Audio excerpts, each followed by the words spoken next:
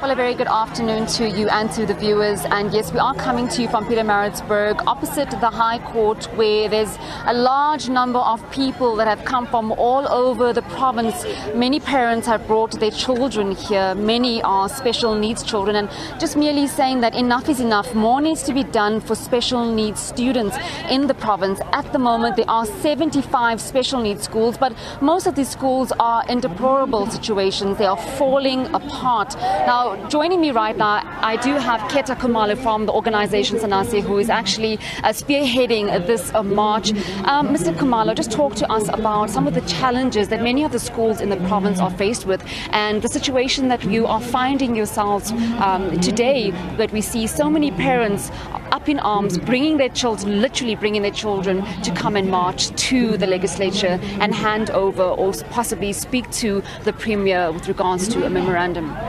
Yes, thank you to give me the opportunity.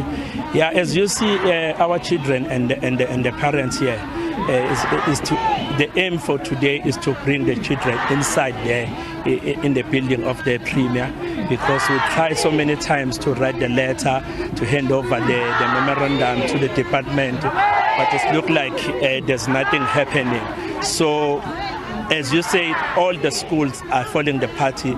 We don't have a support staff, we don't have enough buses, we don't have infrastructure, so we're battling, actually we're battling. So that's why we are here. Today, as you know, as from the 1st of March, our children, we keep it at home, so we're not going to school up until today. So now we feel like we're evaluating the rights of the children now. So now we decided to send the children inside in the Premier's office, because we're hoping there's full of facilities inside there. So maybe our children can get help inside there. So that's why we are here. So we are very stressed, and because we've been talking for this thing and fighting and writing and talking, there's nothing is happening. It looks like this government doesn't care. It's a pity because our children, they won't go and block the road in the national road or whatever. So it's better to go inside so that they can get the better education inside there. You say that you've been keeping the children since the 1st of March. Many of the parents here have been keeping their children at home. But has there been any communication from the education department? Has there been any education from government in Kwazulu-Natal? You said that you've written to them. Apart from that, has there been any other communication in terms of the needs of special needs children in the province and the deplorable situation that they are being taught in? You're saying that schools are falling apart. I've spoken to some of the parents here who say they don't want to send their children to schools because there are no facilities to assist them, so they might as well keep them at home. Yes, so we try to communicate with the department in different ways, and we only sit one meeting. I think the meeting was in Durban, maybe in the last month or so. So in that meeting, it seems like there's no option, because the department make it clear to say there's no money. So we decided to say, let's go to the Premier, because the Premier is the head of the province. Maybe he can take the decision for our children. That's why we are here today. I want to go back to some of the situations that you speak of. So we know that some of the schools are falling apart, those 75 schools, but we also know that each children has different needs. Yes. So if we're talking about facilities that will be able to assist those children at the different schools across the province, what do they need? What do some of these schools actually need? Actually, we need the whole support we need. We need the nurses, we need the doctors, we need the physiotherapists, we need the teacher, we need the teacher assistants, we need even the security. Can you imagine? We need even the security. We need the house mother, especially those children are staying in the hostel. Those schools are having a hostel, because some of the schools doesn't have a hostel.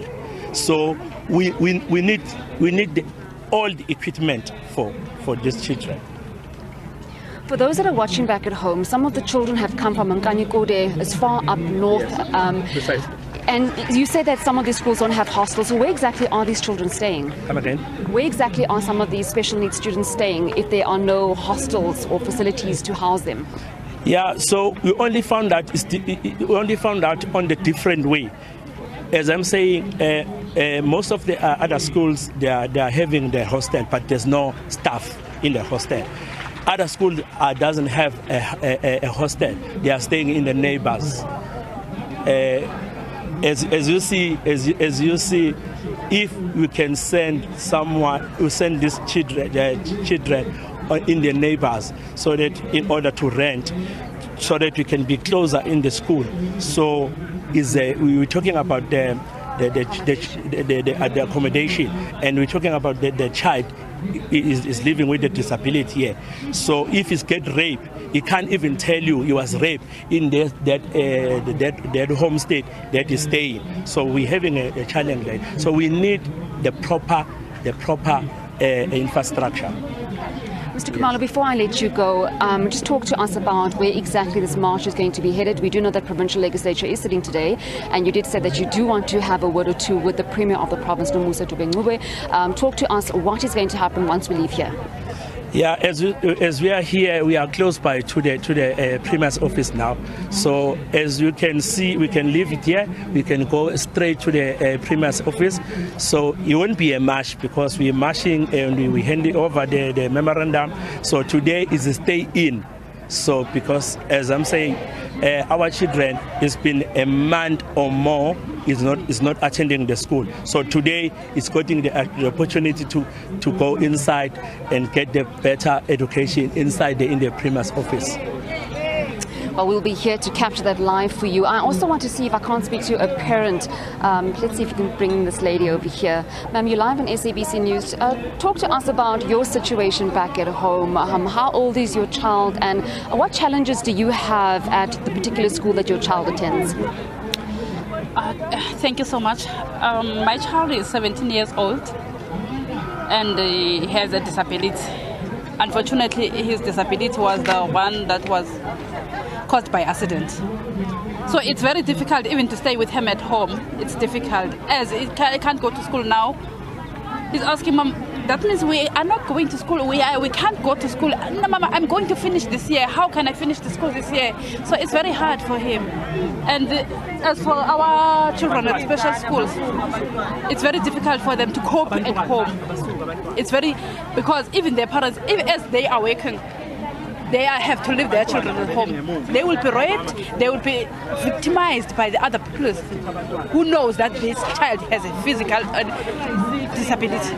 Then they can't say anything. Yes.